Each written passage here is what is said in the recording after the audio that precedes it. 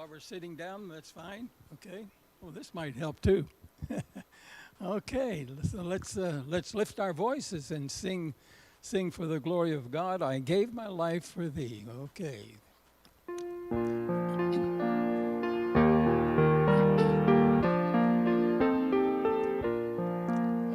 I gave my life for thee, my precious blood I shed, that thou mightst ransom me and quicken from the dead.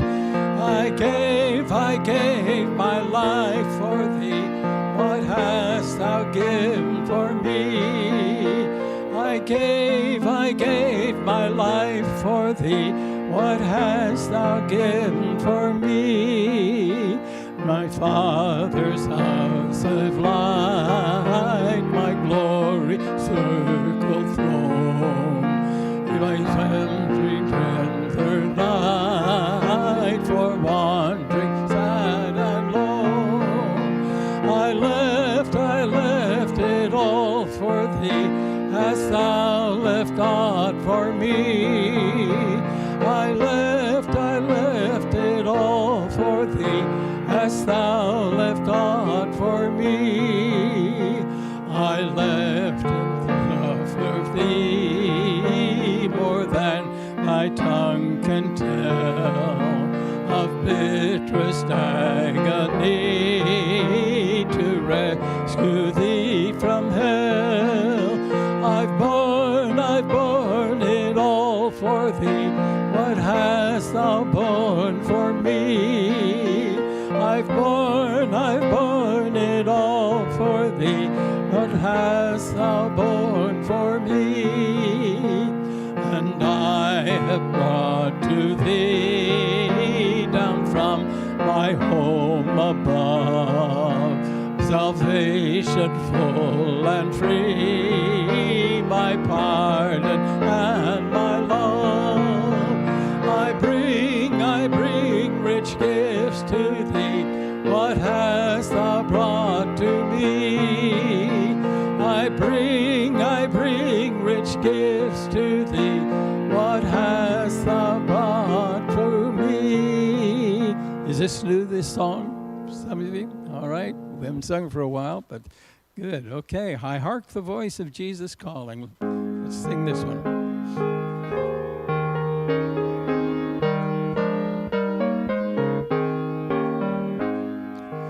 Hark the voice of Jesus calling, who will go and work today? Fields are white and harvest waiting, who will bear the sheaves away? Loud and long the Master calleth, rich reward he offers free. Who will answer gladly, saying, Here am I, send me, send me. If you cannot be the watchman standing high on Zion's wall, pointing out the path to heaven, offering life and peace to all. If you cannot speak like angels, if you cannot preach like Paul, you can tell the love of Jesus. You can say he died for all. Let not hear you idly saying, there is nothing I can do, while the souls of men are dying, as the Master calls for you. Take the task he gives you gladly, let his work your pleasure be. Answer quickly when he calleth, Here am I, send me, send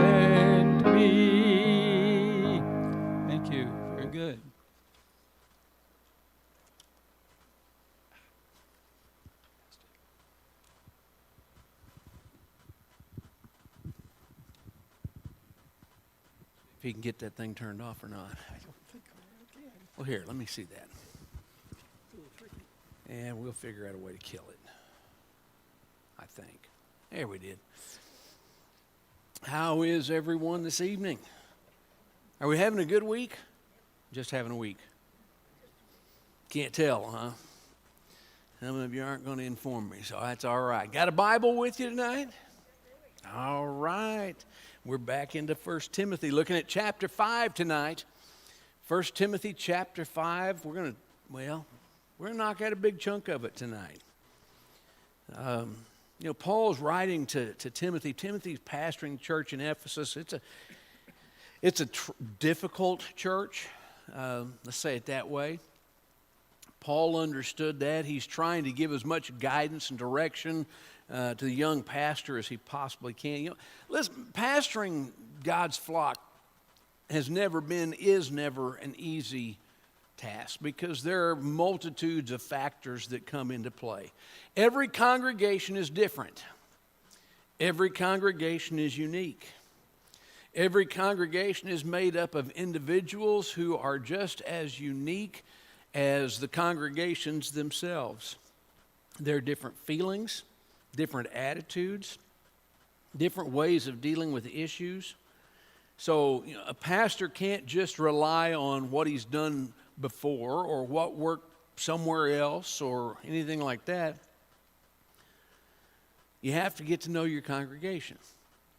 Know your congregation. Some congregations are very young. Lots of young families, children, require a lot more family type ministry stuff structured for them to help them as they try to raise their children, disciple their children, lead their children to faith in the Lord. Then there are those congregations, and I've pastored on both sides of the fence. Those congregations are made up of senior adults, and they need more pastoral care when it comes down to how you deal with that congregation. And then there are the hardest churches of all to pastor, and that is a healthy, multi-generational church that has young people and old people and children, and everybody's there. Because you have to be prepared to meet needs all over the place in a multitude of different ways. And it just seems to me, from what we're going to look at tonight, that's kind of what the church at Ephesus was.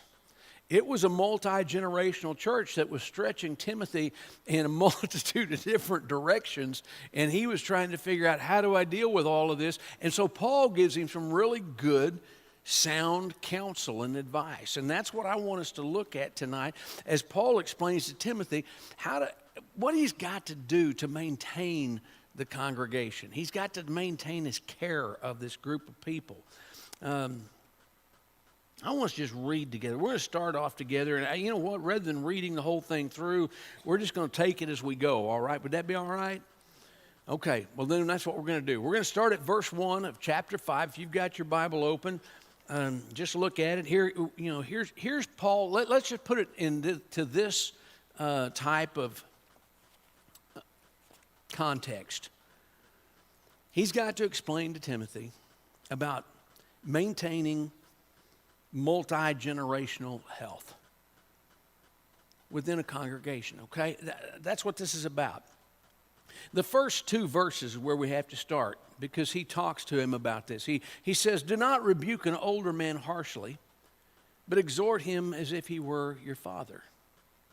Treat younger men as brothers, older women as mothers, and younger women as sisters, with absolute purity." Paul starts off explaining to Timothy how to treat the men in your congregation.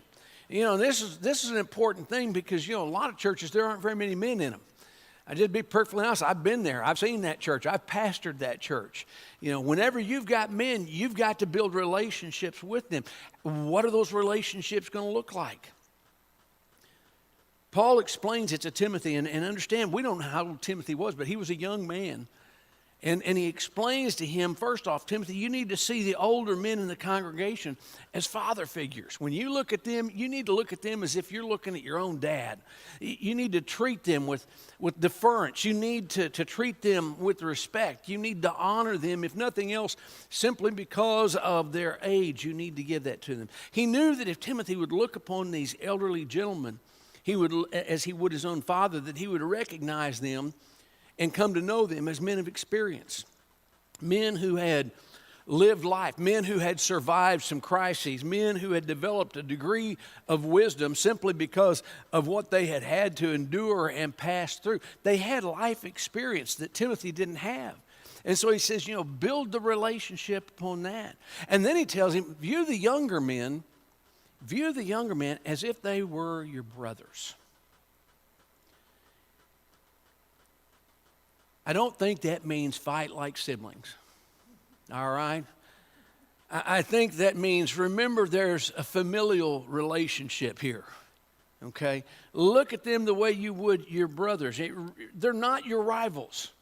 They're not your enemies. They're not competition. They're your brother. A brother relationship allows us to encourage one another, to support one another, to help one another. And that's part of this whole process, because if you'll do that, Timothy, you can come alongside them and you can connect with them. And guess what? That's where the discipling process begins. You're going to be able to start walking through life with these young men. So he explains to him how to deal with the men in his congregation. But then Paul turns very quickly in verse 2 and tells him how to treat the women in your congregation. Very similar type of instruction. Paul tells him, treat the older women as mothers. That's easy, right? It depends on your relationship with your mother. But remember, Paul had known Timothy's mother and grandmother, so he had some understanding. He's treat them like they're your mother.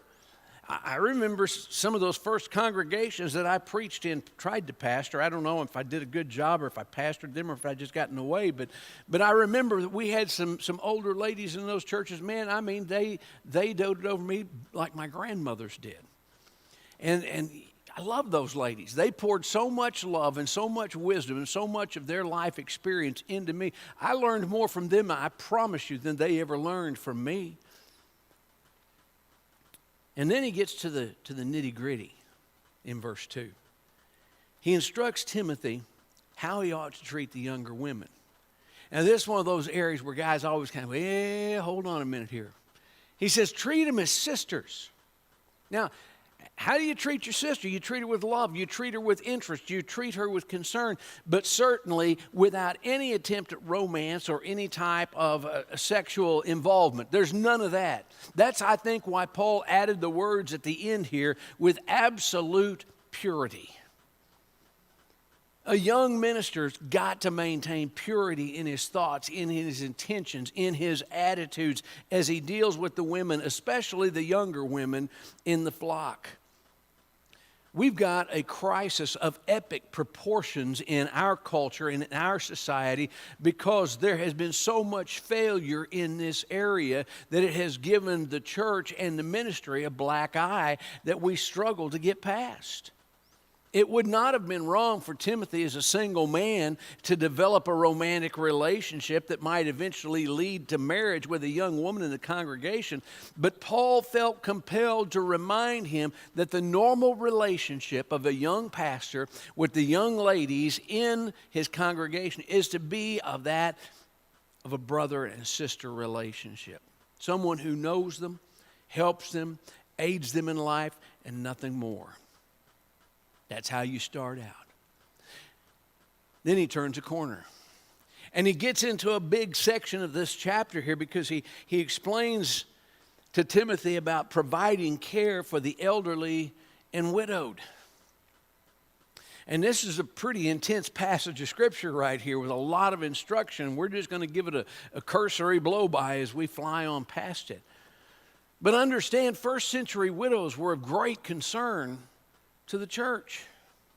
They had to be, because they were a big part of the culture. And if you remember, soon after the day of Pentecost, when the church first began in the book of Acts, there was a group of widows who murmured. That's how they called it, murmured.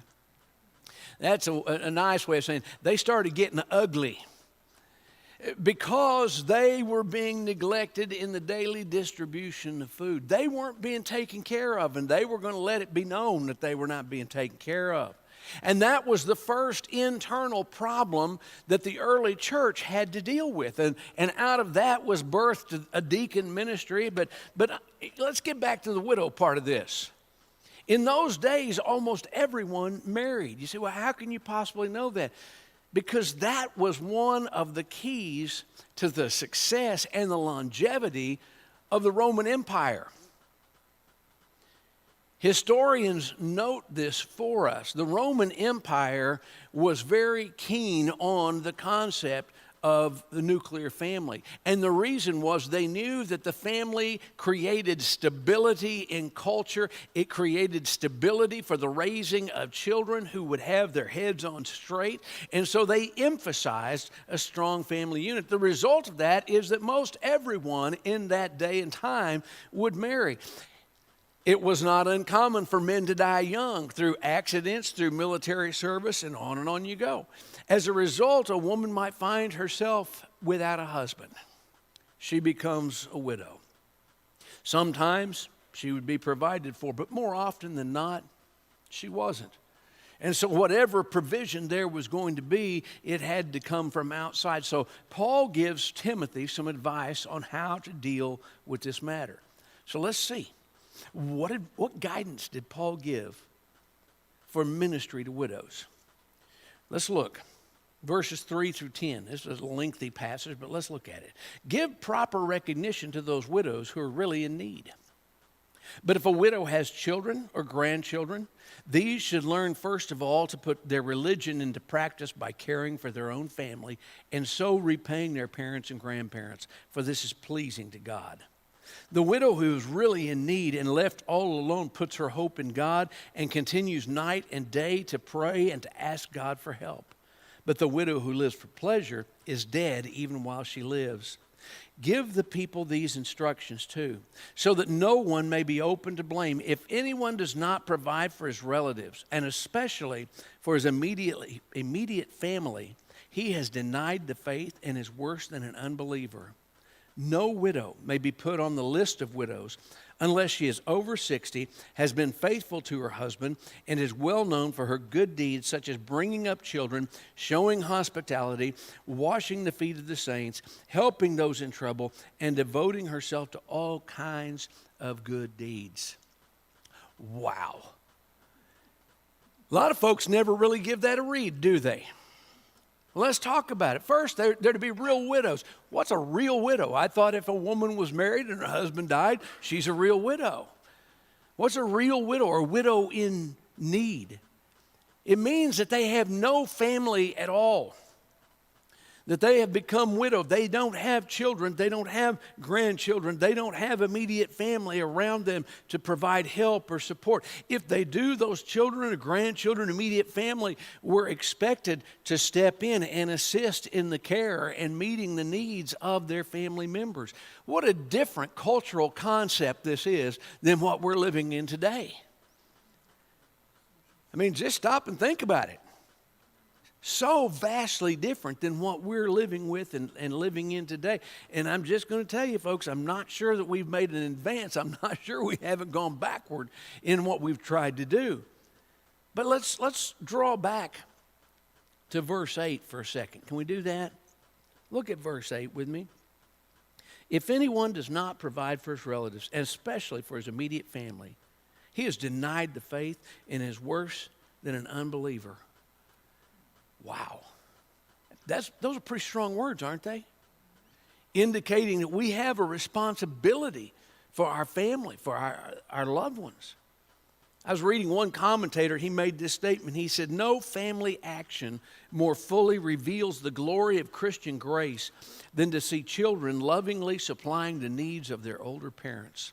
Visiting them, making them feel comfortable, loving them, and wanting them to be supported inside or outside of the home, opening their homes to them if necessary, and allowing them to be a central part of their lives.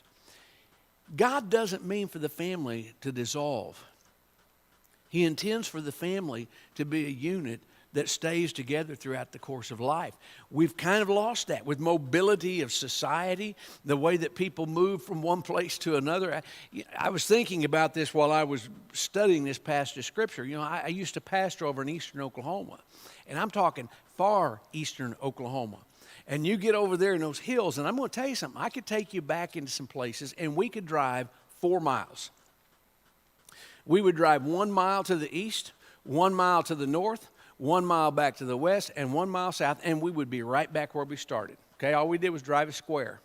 We would pass anywhere from 12 to 16 mailboxes, and the last name on every mailbox was the same. Because the entire clan lived in that 1 mile square. And people say, well, those hillbillies. I want to tell you something. They took care of each other. They provided for one another. They looked out for one another. Somebody was in trouble, everybody came. They took care of their family. They were living out the type of instruction that Paul's talking about right here. Now let's jump back to the widows for a minute. The widows that Paul's writing about, these who have no other support, they would receive support, assistance, help from the congregation. But they were expected in turn to engage in spiritual ministry. He talks about this in verses 5 through 7. They're not supposed to just be out being busybodies or gallivanting around. They are to be prayer warriors. They need to be engaged in the processes of growing new disciples and building up the kingdom of God and supporting the church. He even goes so far as to say the widow who lives for pleasure is dead even while she lives, in verse 6. He says, you know, if they're not engaged in kingdom service, they've already lost their purpose for life. So what could the women do? Prayer warriors? I'm going to tell you right now, most of what has occurred in the Southern Baptist Convention across the last 150 plus years would not have happened had it not been for the women in our churches. And I think that's true in virtually every denomination all across this country and probably around the world. If it weren't for praying mamas and praying grandmothers, there's not any telling what kind of shape our churches would be in today. But it's even more than that. Paul would write a letter, and we're going to look at it in a few weeks. Once we get through 1 Timothy, we're going to go to Titus. But when he wrote to Titus, if you'll remember in Titus chapter 2, he instructed the older women to teach the younger women, to disciple them, to help them understand their role as wives and as mothers and as Christian women. So Paul is making it clear to Timothy, these women that you're going to help support, that the church is going to try to come alongside of and help them make it through life, these women are to be living above reproach. A woman who's counted as a widow, a woman really in need. He gets down to the particulars here, and I mean, it's pretty intense, isn't it? Verses 9 and 10, he says, no widow may be put on the list of widows unless she's over 60, has been faithful to her husband, is well known for her good deeds, such as bringing up children, showing hospitality, washing the feet of the saints, helping those in trouble, and devoting herself to all kind of good deeds. Basically, what Paul was telling Timothy is not every woman's going to make the list. Because let's just get down to it, not every woman's doing these things. And he says the church has a responsibility to those who are engaged in ministry, but not necessarily just to anyone who's out there. This gets difficult. And this is something that churches today, even still now, are wrestling with. What role do we play? And we have to figure it out as we go. Now understand, not every widow, though, you notice he put on there in verse 9 that if they're going to be put on that list, they have to be over 60. You know what that means? This is not a trick question, by the way. Okay, this is just an easy question. Think about what that indicates. There were younger women who were also being widowed. And so Paul now begins to give Timothy some guidance for young widows. How do you guide them? How do you guide these young widows in discipline and service? How do you help them get through this process? They can't go on the list. They're under 60. He already eliminated them. So what's going to happen then in their situation? What's next? Well, let's look. Verses 11 and 12. Let's just start there. As for younger widows, do not put them on such a list. For when their sensual desires overcome their dedication to Christ, they want to marry. Thus they bring judgment on themselves because they have broken their first pledge. And let's just stop right there for a minute. Sorry, what in the world is he talking about? Let me explain to you about Christian teaching. Christian teaching, Orthodox Christian teaching, has always held to the truth that sexual intimacy belongs inside marriage. Therefore, if a young woman became a widow, it was expected of her that she would basically take vows of celibacy. Same would be true of young men whose wives also died or left or whatever. It was expected that they would remain celibate. So basically what Paul is getting ready to do here is talk to us about the difference between vows of celibacy and remarriage.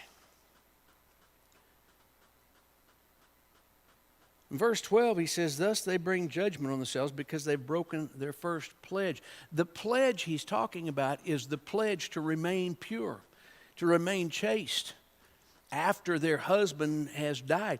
Paul says, counsel the young widows to marry. Man alive. Don't put them on a list. Don't put them on a list. Verse 14, he's going to say, tell them to marry. Get them married. Here's the reason why. They're going to, listen, here's a reality. I'm not trying to be harsh, and I certainly don't have all the answers, but I am going to tell you this. After 40 years doing what I do, I have seen numerous young women who have lost their husbands. I've seen numerous young men who've lost their wives. And virtually every one of them at the moment of loss and in the days immediately following has looked at me and said, never again. There'll never be anybody like. I'll never love again like I loved. And then a few months go by. And it's, preacher, I need to talk to you. I've been seeing this guy. I've been seeing this gal. And now we're headed down another road. Here's the reality. Had they made any brash promise, had they made any bold vow to the Lord, they would have been set up to break their vow. Because the reality is that they grieved and then they recovered. And after they recovered, their eyes still worked, as did the rest of their bodies. And the desires began to grow, and the longing was there, and it was real. And this is what Paul's talking about. He says, I'm not telling you to put any woman in a situation that's going to be bad for her. But here's the reality. If they're young, if they're vibrant, if they're able, verse 14, what are you going to do? Counsel them to marry. Don't put them on this list. What this really is here, folks, is the difference between foolishness and wisdom. Verse 13 gives the explanation of why you wouldn't put them on a widow's list. And nobody likes to read this verse. And I've never heard anybody preach this verse. Besides, they get into the habit of being idle and going about from house to house. And not only do they become idlers, but also gossips and busybodies saying things they ought not to. Now, wouldn't that be a great text for Mother's Day sermon? If you want to get fired, it is. But here's the reality. A young woman who has a home, has a husband, has a family, has children, I've never seen someone like that have a lot of excess time on their hands.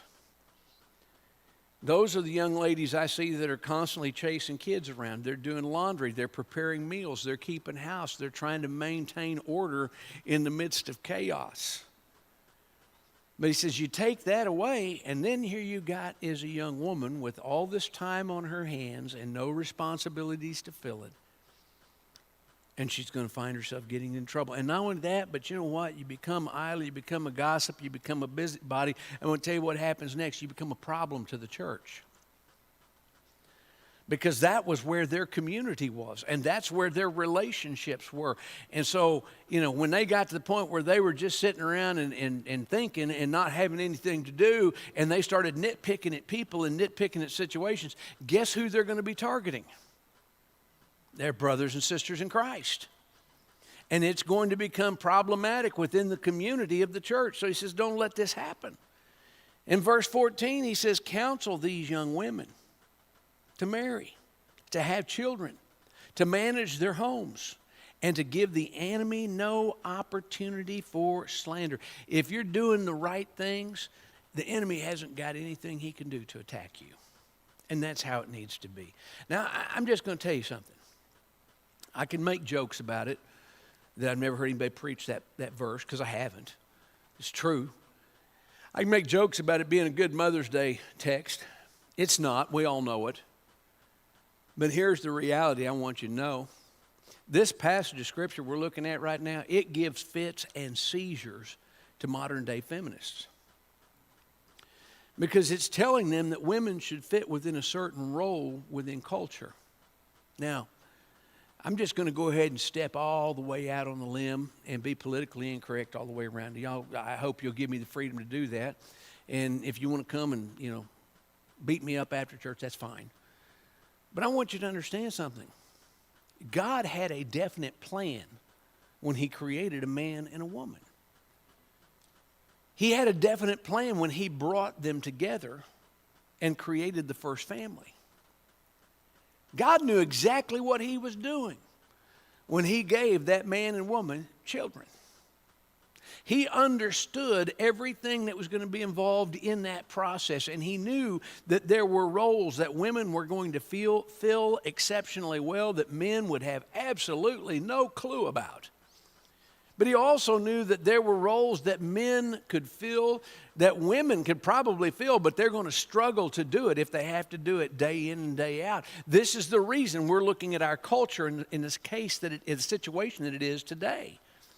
Because our families have dissolved. Our families have failed. We've got so many children growing up in homes without a dad. We've got young men who don't have anyone to model for them what a man is supposed to look like or act like, how a man is supposed to love his family or love his wife. We've got young ladies who are growing up in fatherless homes, and they desire the attention and love of a man, and the result is we see far too many young ladies throwing themselves into a promiscuous lifestyle and destroying their futures. I'm going to tell you the other end of it too. It works equally poorly whenever you've got a household being run by a single dad. Because you have young ladies who are growing up and they don't have a young woman, a mama, who is modeling for them how to be a wife and how to be a mother and how to keep a home and how to take care of a family. And you've got young men who don't understand what it is to be nurtured, to be loved, because dad doesn't know how to do that and mama's not there. I'm just telling you, folks, it's really simple. We don't talk about it a whole lot. We don't talk about it probably nearly as much as we ought to. I don't think our country would be in the shape it's in if we had strong family units all across our communities. But we don't. And so whenever Paul instructs Timothy, counsel the younger widows to marry, he's encouraging him, saying, look, if you can create healthy families, you're going to have a healthy church. I heard a pastor preach about that one time years ago, and I've never gotten over it. Because I started looking back at the congregations that I had been in, and I looked forward into the congregations that I have been in since then, and you know what? He was right. Healthy families make healthy congregations. Unhealthy families, shattered families, highly dysfunctional families create dysfunctional congregations. And what you see in their homes is what becomes the norm of the congregation. Paul has given Timothy great advice, not just for family ministry, but even for how to strengthen the church in Ephesus, which was living in the middle of a pagan society that would not buy any of this stuff that he was telling them. I want you to understand what I'm trying to tell you. The home is society's foundation block. You take families and the home out of that equation, and society is in trouble. That's why we're in trouble today. Busy families, growing families, healthy families are a blessing to the society, the culture, the church. So there's wisdom in doing what Paul's telling Timothy here. Now, Paul's final word. His final word is to the married women. I think this is an interesting verse. Verse 16. He says, if any woman who is a believer has widows in her family, she should help them and not let the church be burdened with them, so that the church can help those widows who are really in need. Again, he's backing up to that point of saying, listen, if you're a married woman, you've got a family, but you have a home, you have a husband, you have resources, do what you can to ease the burden of those who truly are widows who are struggling. And that keeps the primary burden of caring for the elderly, for the widowed, upon the family and not upon the congregation. Congregation's going to step up and help out whenever that is not available. But if it's available, it's the family's responsibility. You know, one reason why I love this passage so deeply is that we've lost so much of this connection, this relationship between generations in our culture today. Y'all can sit there and look at me like deer in the headlights, but you know what I'm talking about. Go down and visit the rehab centers. Go walk into nursing homes and see how many people have been pushed aside and forgotten. And what we've done as a culture in doing that is we have wasted so much of the wisdom that God has placed in our midst. And we have wasted so many gifts that He has given to us. And we need to reclaim the concept of intergenerational church. I've struggled with this. I'm just going to be honest with you as your pastor. I've struggled with this for a number of years. We've reached a place where in the Christian world now we're all about church planting, and I'm great with that. I think it's awesome to plant churches. But when you start talking to church planters and they start telling you, well, I'm going after a millennial congregation, or I'm going after Gen Z, or I'm going after Gen X, or you're not going to have a healthy church. If you build a church like that, it will never be healthy. The same thing is true, and you know, I sit here and look around. There are a few of you that were here when I got here 15 years ago. When I walked in and looked around, y'all were a great bunch of folks, but you weren't a healthy church. Everybody in the place had blue hair, white hair, or no hair. There weren't any young families. There weren't any children. It was very, very, very limited. And we knew what we had to do. We knew how we had to minister and how we had to approach it.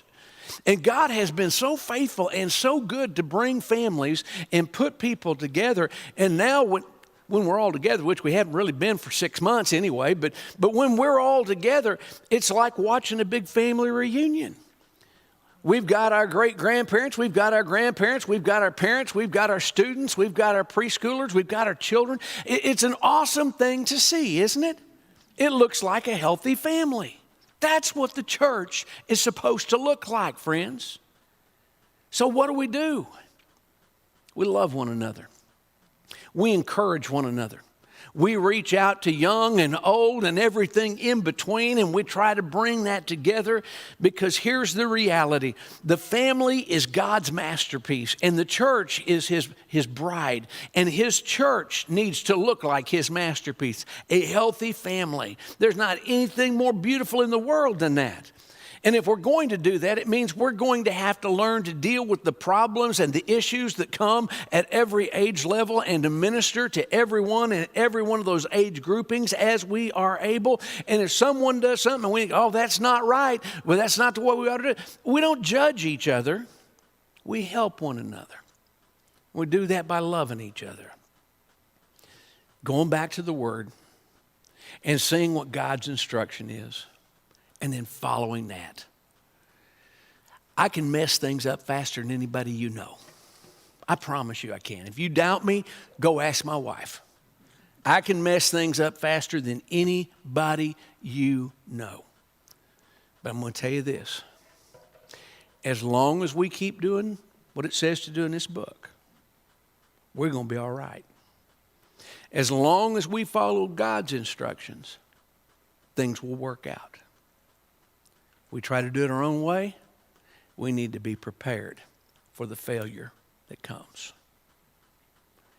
Well, next week, we're going to pick up at verse 17 and keep on rolling. So, your assignment is read ahead. Be ready. Come prepared. Meanwhile, we need to pray. It's what God's people are supposed to be really good at. Sometimes we are and sometimes we're not. But we need to pray. Let me just encourage you this evening to remember a few things.